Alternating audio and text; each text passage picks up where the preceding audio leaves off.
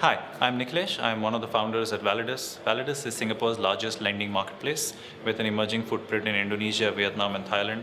Since inception, we have channeled more than $300 million to small businesses, aggregating funds from high net worth individuals and institutions. We are a derivative of the P2P lending market. P2P globally is maturing and catching speed in Asia.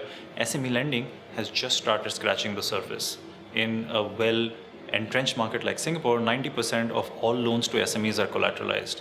The MAS puts the opportunity at $20 billion. So when we talk about 300 million is what we have done, we have barely scratched the surface. And what really excites us is that while channeling money to small businesses, we are actually making a difference to the economy. We call ourselves nation builders. We provide monies to small businesses who in turn grow the GDP and create jobs. More than 90% of all loans to small businesses in Singapore are collateralized, which means if you're from one of the many sectors which does not have hard collateral, which means services, could be construction services, healthcare, IT, cleaning, so on and so forth, you have no access to capital to grow your business. What we do is we provide growth capital to these small businesses to continue growing, add manpower, and hopefully become large enterprises in future. So the whole idea is these businesses have no access to capital, because the way banks work. And Singapore, the number is 90. If you look at Indonesia or Vietnam, it's 98%. So let's say your business, right? I mean, you really don't have hard collateral.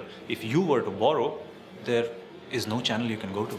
We have our own method to the madness of how we encounter small business risk. And now that we are in 4 countries, each country will have its own evolution. Singapore, of course, leading the pack, has already announced that they are giving away 5 digital banking licenses in next year. Validus has also publicly announced that we are one of the front runners for one of those. So eventually, in each of the markets we operate in, we see ourselves as evolving into a small business focused digital bank.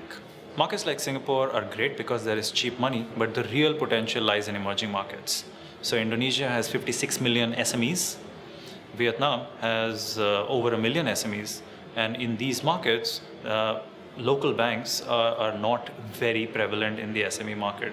Of course, there are risks that we have to encounter when we go there, but given we have one of the most experienced teams in the region, we feel extremely confident of our prospects at cracking this unique problem. I think just given the stage of our evolution, we do not play cross-border. So we raise local monies to address the local problems, because often local investors appreciate local challenges more. It's far more difficult to convince a Singaporean investor to invest in Indonesia as compared to convincing an Indonesian HNI to support Indonesian SMEs. And we feel that actually we've seen that strategy work very well for us. It's more about matching depressed yields versus low opportunities. If you look at Singapore and you put your money in a fixed deposit in a bank, the best you can hope for is 0.5% annualized. However, if you look at an emerging market like Vietnam, it's starved for products. As a high net worth investor, you can put your money in a fixed deposit, you can put it in equities or real estate. There is no private debt market, bond market, so as to speak of. So each market that we go to, we try and understand what is it that an investor is looking for, accordingly design a product, but the end aim is to fuel the growth of small businesses in these economies. I think the beauty of being a startup is that you constantly have to or are forced to pivot. P2P lending was a start, a means to aggregate monies and channel it to small businesses, but the evolution is into banking, is into wealth management, is into serving all the requirements of an SME.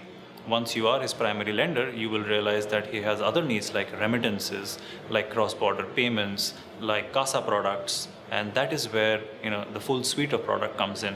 So there is a whole lot that we can do both on the asset and the liability side, and I strongly believe this is only the start.